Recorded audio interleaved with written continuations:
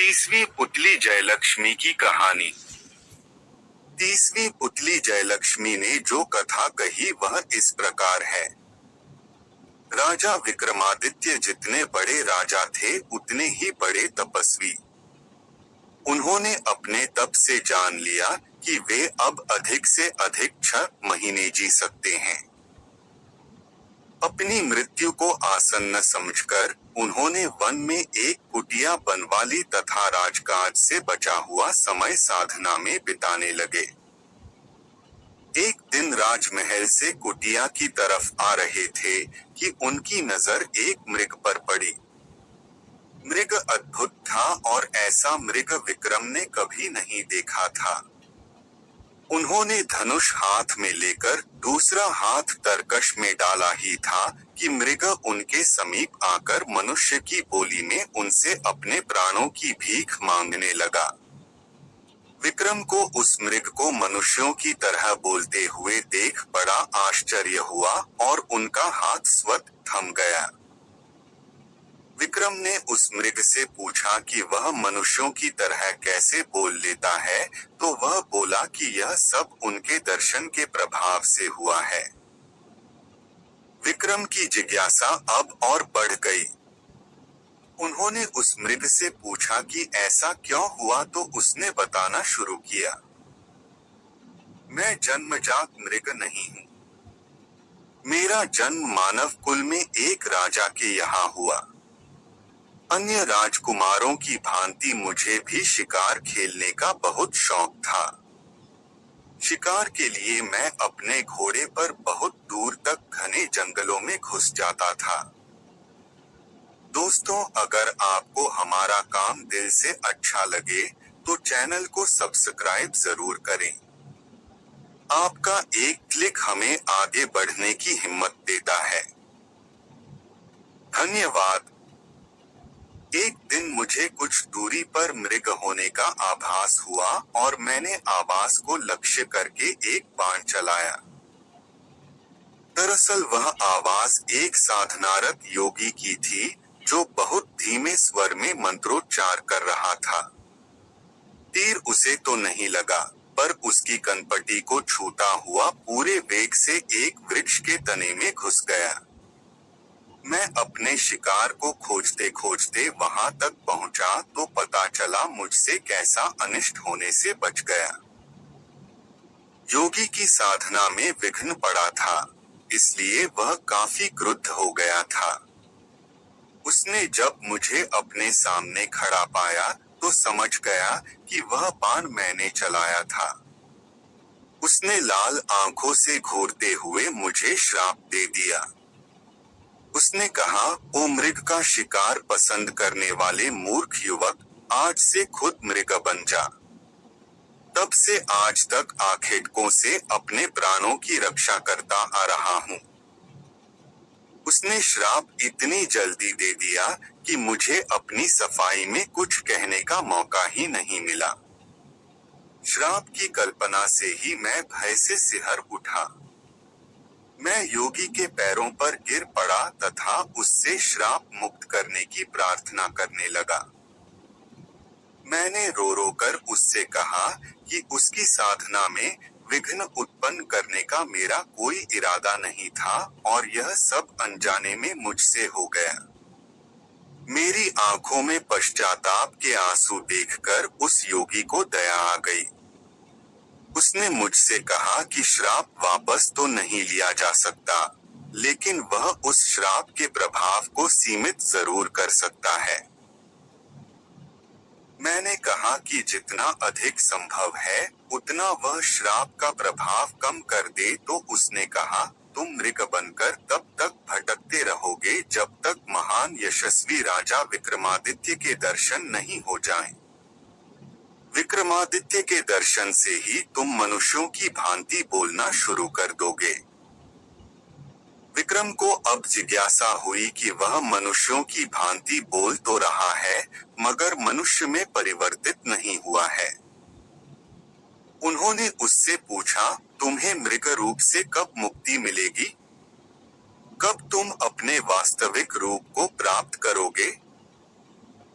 वह श्रापित राजकुमार बोला, इससे भी मुझे मुक्ति बहुत शीघ्र मिल जाएगी। उस योगी के कथनानुसार मैं अगर आपको साथ लेकर उसके पास जाऊं तो मेरा वास्तविक रूप मुझे तुरंत ही वापस मिल जाएगा।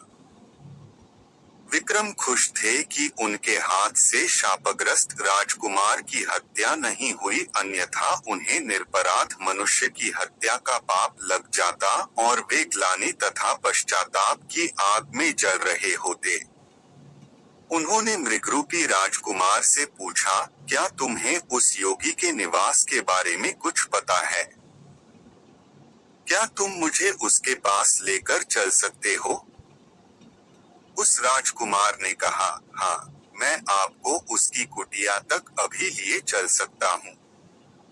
संयोग से वह योगी अभी भी इसी जंगल में थोड़ी दूर पर साधना कर रहा है। वह मृग आगे आगे चला और विक्रम उसका अनुसरण करते करते चलते रहे। थोड़ी दूर चलने के पश्चात उन्हें एक वृक्ष पर उल्टा होकर साधना करता एक योगी दिखा। उनकी समझ में आ गया कि राजकुमार इसी योगी की बात कर रहा था। वे जब समीप आए तो वह योगी उन्हें देखते ही वृक्ष से उतरकर सीधा खड़ा हो गया। उसने विक्रम का अभिवादन किया तथा दर्शन देने के लिए उन्हें नतमस्तक होकर धन्यवाद दिया। विक्रम समझ गए कि वह योगी उनकी ही प्रतीक्षा कर रहा था, लेकिन उन्हें जिज्ञासा हुई कि वह उनकी प्रतीक्षा क्यों कर रहा था। पूछने पर उसने उन्हें बताया कि सपने में एक दिन इंद्रदेव ने उन्हें दर्शन देकर कहा था कि महाराजा विक्रमादित्य ने अपने कर्मों से देवताओं सा स्थान प्राप्त कर लिया है तथा उनके दर्शन प्राप्त करने वाले को इंद्रदेव या अन्य देवताओं के दर्शन का फल प्राप्त होता है। मैं इतनी कठिन साधना सिर्फ आपके दर्शन का लाभ पाने के लिए कर रहा था। उस योगी ने कहा। विक्रम ने पूछा कि अब तो उसने उनके दर्शन प्राप्त कर लिए, क्या उनसे वह कुछ और चाहता है? इस पर योगी ने उनसे उनके गले में पड़ी इंद्रदेव के मूंगे वाली माला मांगी। राजा ने खुशी खुशी वह माला उसे दे दी। योगी ने उनका आभार प्रकट किया ही था कि श्रापित राजकुमार फिर से मानव बन गया। उसने पहले विक्रम के फिर उस योगी के पांव छुए। राजकुमार को लेकर विक्रम अपने महल आए। दूसरे दिन अपने रथ पर उसे बिठा उसके राज्य चल दिए। मगर उसके राज्य में प्रवेश करते ही सैनिकों की टुकड़ी ने उनके रथ को चारों ओर से घेर लिया तथा राज्य में प्रवेश करने का उनका प्रयोजन पूछने लगे। राजकुमार ने अपना परिचय दिया और रास्ता छोड़ने को कहा। उसने जानना चाहा कि उसका रथ रोकने की सैनिकों ने हिम्मत कैसे की। सैनिकों ने उसे बताया कि उसके माता पिता को बंदी बनाकर कारागार में डाल दिया गया है और अब इस राज्य पर किसी और का अधिकार हो चुका है। चूंकि राज्य पर अधिकार करते वक्त राजकुमार का कुछ पता नहीं चला, इसलिए चारों तरफ गुप्तचर उसकी तलाश में फैला दिए गए थे। अब उसके खुद हाजिर होने से नए शासक का मार्ग और प्रशस्त हो गया है। राजा विक्रमादित्य ने उन्हें अपना परिचय नहीं दिया और खुद को राजकुमार के दूत के रूप में पेश करते हुए कहा कि उनका एक संदेश नए शासक तक भेजा जाए। उन्होंने उस टुकड़ी के नायक को कहा कि नए शासक के सामने दो विकल्प हैं, या तो वह असली राजा और रानी को उनका राज्य सौंपकर चला जाए या युद्ध की तैयारी करे। उस सेना नायक को बड़ अजीब लगा। उसने विक्रम का उपहास करते हुए पूछा कि युद्ध कौन करेगा? क्या वही दोनों युद्ध करेंगे? उसको उपहास करते देख उनका क्रोध 7वें आसमान पर पहुंच गया। उन्होंने तलवार निकाली और उसका सिर धड़ से अलग कर दिया। सेना में भगदड़ मच गई। किसी ने दौड़कर नए शासक को खबर की। वह तुरंत सेना लेकर उनकी ओर दौड़ा। विक्रम इस हमले के लिए तैयार बैठे थे। उन्होंने दोनों बेतालों का स्मरण किया तथा बेतालों ने उनका आदेश पाकर रथ को हवा में उठा लिया। उन्होंने वह तिलक लगाया जिससे अदृश्य हो सकते थे और रथ से कूद गए। अदृश्य रहकर उन्होंने दुश्मनों को गाजर मूली की तरह काटना शुरू कर दिया। जब सैकड़ों सैनिक मारे गए और दुश्मन नजर नहीं आया तो सैनिकों में भगदड़ मच गई और राजा को वहीं छोड़ अधिकांश सैनिक रणक्षेत्र से भाग खड़े हुए। उन्हें लगा कि कोई पैशाचिक शक्ति उनका मुकाबला कर रही है। नए शासक का चेहरा देखने लायक था। वह आश्चर्यचकित और भयभीत था ही, हताश भी दिख रहा था। उसे हतप्रभ देख विक्रम ने अपनी तलवार उसकी गर्दन पर रख दी तथा अपने वास्तविक रूप में आ गए। उन्होंने उस शासक से अपना परिचय देते हुए कहा कि या तो वह इसी क्षण यह राज्य छोड़कर भाग जाए या प्राण दंड के लिए तैयार रहे।